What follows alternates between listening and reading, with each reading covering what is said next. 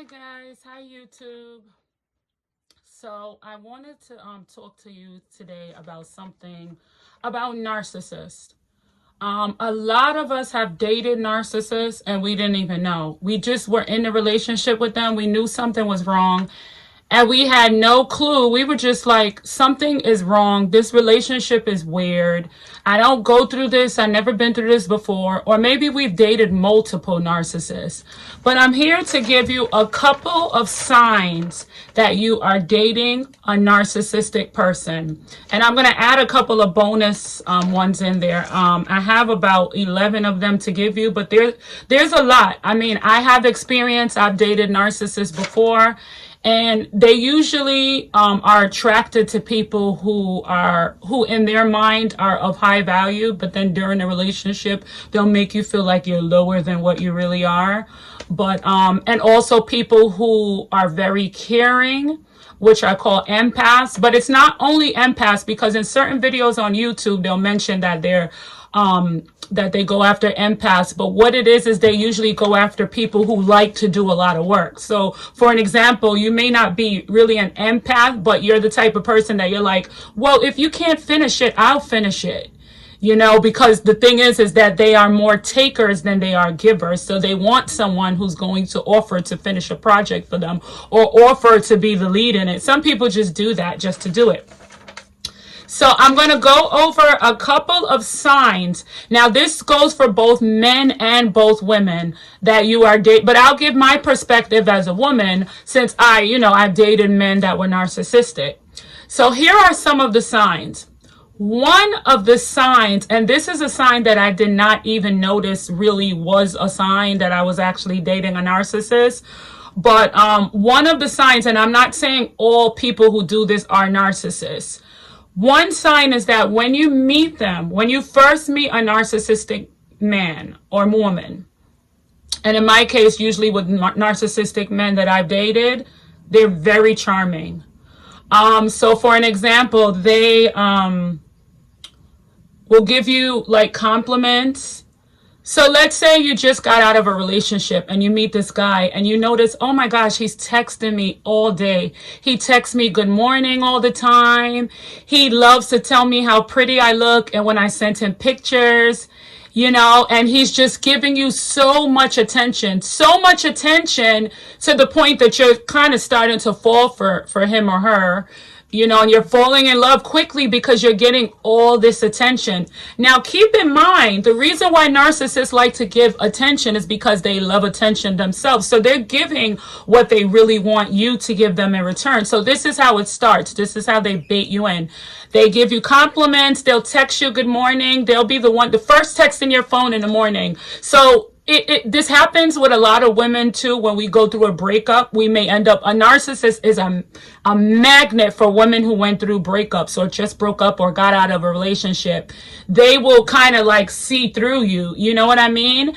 And they will basically make you feel good. Let's say your ex, you'll be like, oh my gosh, my ex is terrible. This guy is so good. I just love him so much.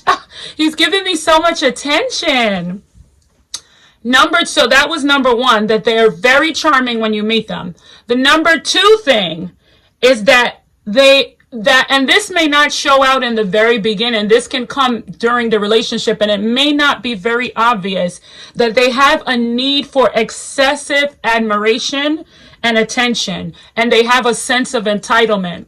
So with some narcissists, because I've dated a narcissist before where it wasn't obvious and I noticed it after, so it may be very subtle. So you have to dig into it and see different ways. Like they may be the type where if they have a social media account, you may notice that they probably post all the time and they'll post pictures of themselves, not like how a normal person would post a picture, but they're always in their comments. They're always answering people. They're always looking for some type of affection somewhere outside. Although you may be with them and you're showing them attention, they're looking for outside validation from someone. Even if it's not one person, it could be multiple people, because narcissists are known to look for attention in a large amount of people. A lot of times it's not just one. Like if it's a man, it's usually not one woman, it's multiple women. If you grab a narcissist phone, you will see that they're having conversations with a lot of people, because one or two is not enough for them. This goes the same with the women too, that seek attention. Number 3, a lot of them have a lack of empathy. Lack of empathy basically meaning that they will probably because on some videos on YouTube and different spaces, they'll say that narcissists don't apologize. But you have narcissists that will apologize. They'll say sorry. Whether they mean it or not is the question. So in order to get them out of something, or in order to get more supply from you so that you can continue giving them and they can continue dragging out of you, even if the supply is emotional support and praise, they will say sorry about something, but they really don't have empathy. They really cannot feel why it is that you're telling, why they're telling, why it is that they did something and why are you crying. So you may often find a narcissist that'll just stare into space sometimes when you're crying, or they'll try to force themselves to cry. You'll see like these little fake tears try to come out, but they don't really feel it because they don't understand exactly what it is that you're feeling. The 4th thing is that they believe that they are special and they're unique. Now, there's nothing wrong with feeling like you're special and unique, but with a narcissist, they feel like they're so high. They would probably never admit this to you. There's some narcissists that'll say it. There are some that won't. So I know in certain videos, it'll say that they're conceited, they're exalted. You have some quiet narcissists that really won't, but you yourself can judge, and you would be able to tell that this person feels like they're special and they can only associate with people who are in the elite group like them. So this is why a lot of times a lot of narcissistic men and even narcissistic women, they'll go after people who may be of high status. And because for certain narcissists, being around people of high status is kind of like a symbol for them to make them feel special. Even if they're not up there with that person of high status, it still makes them feel like they are important because the person of high status associates with them. Okay, and the number 5 is that they dismiss your accomplishments. So let me give you an example. You just ran the marathon and you just got an award, the gold medal. You were the number 1 person. They may help you along and help you work out, help you train and everything. Help you train, help you do everything. But when it comes the day that you're in tears and you got your gold medal and everything, they'll go to dinner with you, they'll hang out with you and everything, but you'll notice that you won't be praised so much as you may want to. Like a normal person that you're dating or you're married to or whatever, they'll be like, oh my gosh, my wife or my husband or my boyfriend or my girlfriend, they just won the gold medal. They would be very excited for you. I'm not saying that a narcissist cannot be excited, because they'll do it at certain times. They can do that when they want something or they need something, or when they think you're discarding them and they're in the phase that they're cutting them off and they're trying to reel you back in. You understand? So with a narcissist, you have to understand what angle they're coming from, and you always have to be prepared. And the 6th thing is, they don't introduce you to certain people. So if you notice that you're dating a narcissistic man or woman and you're not introduced to certain people, usually it's because narcissists like to wear a mask. So whoever they're around, they make that person see them for who they are to that person. So they may be in one group and they're the nice person. They may be in another group and they're the gangster, or they could be the sexy girl or whatever. So they have different masks for different people. So this is why a lot of narcissistic people do not like to bring all of their, let's say, friends and associates that they may have into one circle, because a lot of truths will come out within that circle. So this is something that you may not see in all, but a lot of narcissists. Some narcissists, some polls and videos will say that they put you down, but the putting down may not be so obvious in a lot of cases. There are some not narcissists, that will not, like, to your face downright put you down, but there may be other things. Like, let me give you an example. So let's say you got your master's degree or your doctorate degree, and you're in a group of people and you're talking about your degrees and they don't have a degree. They'll say, well, you guys only got that because all you're doing is memorizing stuff. It's not like you really got it. You know what I mean? So it might be subtle. So you got to look out for little things like that. So there's subtle put downs. The ninth thing is they dance around defining the relationship.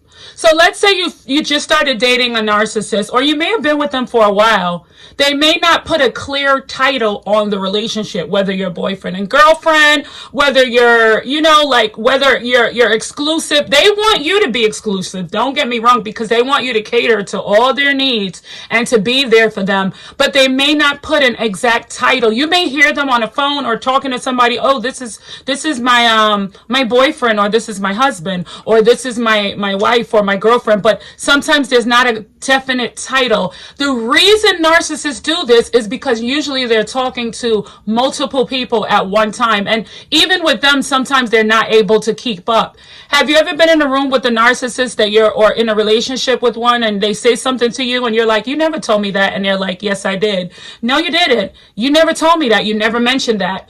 Reason being is because they secretly have conversations with multiple people, and sometimes they can't keep up with who they told it to. The 10th thing is that they don't compromise. A lot of narcissists find it very hard to compromise. And like I said, usually if they do, it's because they want something. An example of not compromising is you were just in a conversation with your narcissistic partner about them not calling or not answering their phone. And they basically will say, oh, well, the fact that you keep nagging about calling me, you're going to make me not even want to call you're not going to make me want to call anyway. And that's part of their gaslighting. I think I skipped number 8, which was which was gaslighting. They gaslight you. Gaslight is a form of mental manipulation. Gaslighting basically involves, an example of gaslighting is, oh, I just saw that you were flirting with that girl at the restaurant or that guy at the restaurant. No, I wasn't. You didn't even see me flirting. I didn't even say anything when you saw with your own 2 eyes that the person was literally flirting. Or they might have even asked for a number in front of your face, but they'll make you believe that it hasn't happened. And you will question your own reality. If you find that you have to record your conversations with that person, but what gaslighting is done, it's done to make you question yourself and your own reality. These relationships are not healthy because of the fact that we stay in these relationships with these people and we often question who we are, what we said, and it's very unhealthy, And my 11th thing, I might have skipped over, but you get all the things, is they make it hard to break up. So for an example, when you are going to try to break up with a narcissist, they'll punish you. They'll smear your name. They will tell everyone, oh, she cheated on me. He cheated on me. He did this. He did that. That's why we're not together anymore. If anyone does ask you about it, they smear your name, and they do not like no contact. One thing about narcissists, being that their main supply to feed their ego is attention, once their supply, which is you ignore them, or you get upset to the point that you're going no contact, they really, really don't like that. I don't even care if they're in the phase of discarding you or they're found a new lover. Once their permanent lover, especially if you've been with them for years, ignores them, that gets them super, super, super upset. Until eventually they'll probably move on to something else, but they will always look for you. That's one thing about narcissists. They never completely end things with people. And I'm going to end this video here, but I'm going to come back to you with different videos about narcissistic personality disorder and narcissists, feel free to leave some comments below. Like, comment, or subscribe to my channel. It's soy_sweet99. And let me know if you're dating a narcissist now. Have you been married to one? What was your experience like? Bye.